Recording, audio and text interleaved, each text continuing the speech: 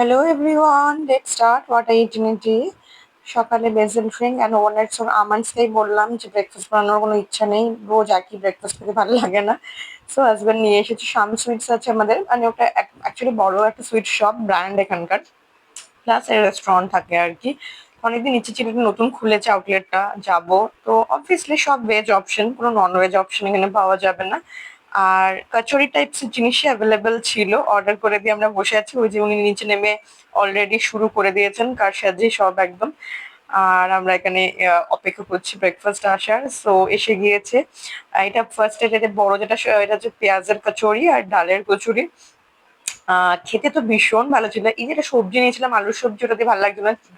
মিষ্টি চাটনি দিয়ে ভীষণ ভালো লাগছিল, খেতে তো ভীষণই টেস্টি ছিল। বাট আফটার এফেক্ট কি হয়েছিল বলছি। তো এই কচুরি যে কচুরি যাই হোক, খেয়ে এসে সারাদিন আমরা আর কিচ্ছু খেতে পারিনি, দুপুরে কোনো খিদে পাইনি। রান্না বান্না করেছিলাম বাট কোনো খিদে পাইনি, মানে জাস্ট একটু পেটটা ভার হয়েছিল। সো কফি খেয়ে চলে গেছি মন্দিরে। আমার একটা নতুন চশমাও এনেছে, চশমাটাও আনাচ্ছিল। বাট এই মন্দিরে গিয়ে এত সমস্যা হয়েছে, এখন একটু বসতে দেয় না।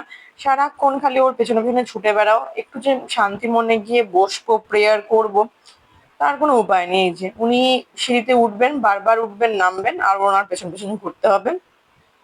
নতুন চশমাটা আমার কেমন লাগছে আমার মুখে জানাবেন প্লিজ কমেন্ট করে।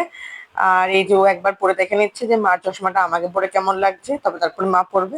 ফাইনালি রাতে ডাল, বেগুন ভাজা আর পাবদা মাছের ঝোল করেছিলাম, সেটা খেয়ে দিন শেষ করলাম। Bye, good night.